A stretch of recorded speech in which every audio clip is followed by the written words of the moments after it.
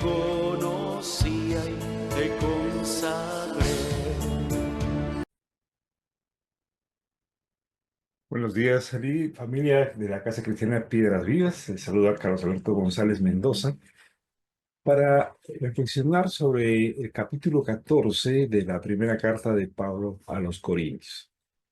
Si bien el elemento motivador de este capítulo es el hablar en lenguas, en realidad Pablo nos comparte la forma como se tiene que ministrar los dones del Espíritu Santo, pero por sobre todas las cosas nos enseña cómo es que tiene que edificarse la iglesia. Pablo empieza diciendo, seguid el amor y procurad los dones espirituales. Recuerden que el capítulo 13 habla sobre la preeminencia del amor, ¿no? Que todo tiene sentido, tiene forma cuando lo hacemos por amor. Y eso tiene que volcarse al procurar.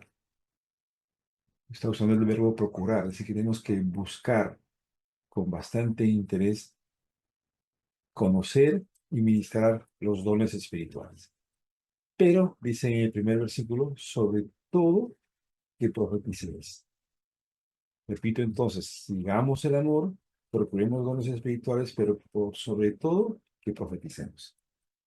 El don de la profecía es la capacidad de recibir revelación sobre el pasado, el presente o el futuro. Como comprenderán entonces, el don de la profecía es el que nos conecta con Dios, que va a través de sus revelaciones, eh, va a edificar, va a exhortar, va a alentar, va a consolar o va a animar a todos los que reciben la palabra de Dios. El don de la profecía nos permite ver lo que Dios ve, porque nos permite tener revelación, repito, del pasado, del presente y del futuro. Pablo añade en el versículo 3, pero el que profetiza habla a los hombres para edificación, exhortación y consolación. Bien, entonces acá está haciendo énfasis cuál es la utilidad o el aporte que tiene el don de la profecía en el crecimiento de la iglesia. Más aún dice en el versículo 6, eh, si no os hablare con revelación o con ciencia o con doctrina, entonces ciertamente las personas no podrían aprovechar lo que estamos haciendo. Y este versículo entonces nos está nuevamente revelando o mostrando cuáles son los elementos que permiten el crecimiento de la iglesia. Habla de la revelación, el hablar con ciencia, el hablar con profecía y el hablar con doctrina. Más aún, ¿no? En el versículo 11 sobre hay algo que quisiera resaltar. Dice, si yo ignoro el valor de las palabras, seré como extranjero para el que habla, y el que habla será extranjero para mí. En realidad está hablando que uno de los inconvenientes que tiene con el don de lenguas, que parecía ser el más apreciado, el más usado, el más practicado en Corintios, es que no se está hablando con palabras que los demás puedan entender. Por eso dice, si yo ignoro el valor de las palabras, si yo ignoro el valor de lo que estoy diciendo, entonces soy como un extranjero que habla en un idioma extraño que nadie me va a entender. Y creo que esta frase se aplica no solamente al idioma con el que se habla, sino también se aplica al sentido con el cual debemos comunicarnos, en la manera como nosotros utilizamos las palabras. Porque puede darse el caso de que aún hablando el mismo idioma, hablando el idioma español entre dos personas, estas no se puedan entender, ¿no? Porque las palabras que uno dice, el otro no las recibe ni las entiende correctamente. Entonces, acá hay un principio de comunicación importantísimo que tenemos que subrayar. No debemos ignorar el valor de las palabras, porque son ellas las que nos conectan, son ellas las que nos permiten tener una relación inteligente y finalmente son las que nos permiten tener comunión con Dios. Otra frase o versículo que quisiera resaltar en este mismo sentido es el versículo 15. Dice, oraré con el Espíritu, pero oraré también con el entendimiento. Cantaré con el espíritu, pero cantaré también con el entendimiento. Entonces, fíjense como dos acciones comunes, principales en la iglesia, como el orar y el cantar, tienen que ir acompañadas con el entendimiento. Bueno, entonces, orar no es hacer, como decía Jesús, vanas repeticiones. Orar no es elaborar un discurso elocuente, muy sofisticado, pero carente de sentido. Oraré, pero también con el entendimiento. O sea, tengo que entender lo que estoy orando y los que me acompañan en esa oración tienen que entenderlo. Porque el mismo Pablo dice, ¿cómo dirá la gente amén a la acción de gracias que estoy expresando en una oración?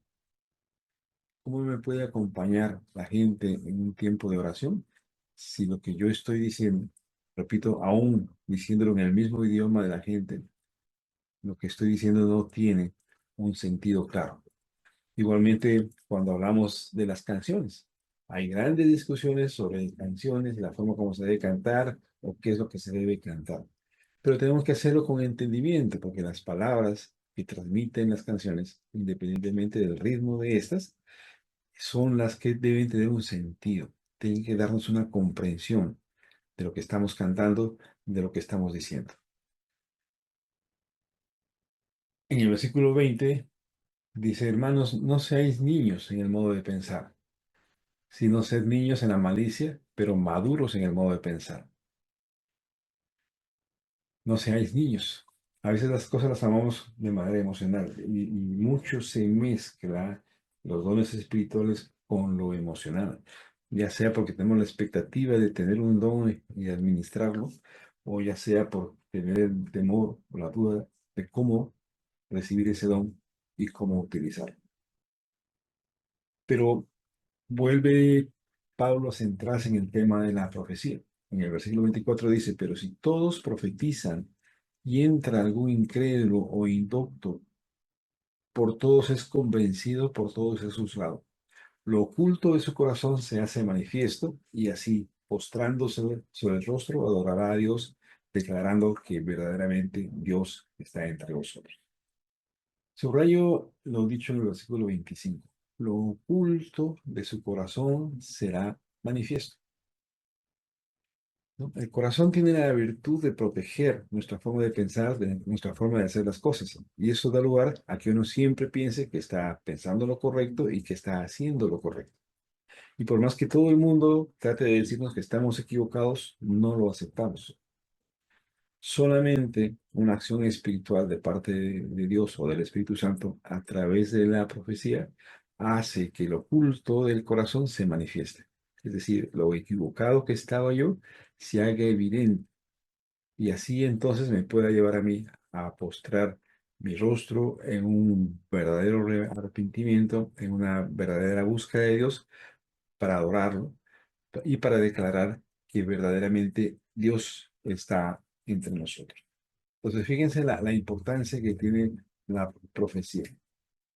Y para cerrar, otro versículo muy conocido, dice, así que hermanos, procurad profetizar y no impidáis el hablar en lenguas. Entonces saca una conclusión bastante centrada, Pablo. No les está diciendo a los corintios que dejen de hablar en lenguas, ¿no? Pero sí les está diciendo, resalten la importancia del profetizar. Y remata diciendo, pero hágase todo decentemente y con orden. Y así sea en la vida de nuestra iglesia, hacerlo todo decentemente y con orden. Muchas bendiciones, familia. Tengo que andar, tengo que luchar.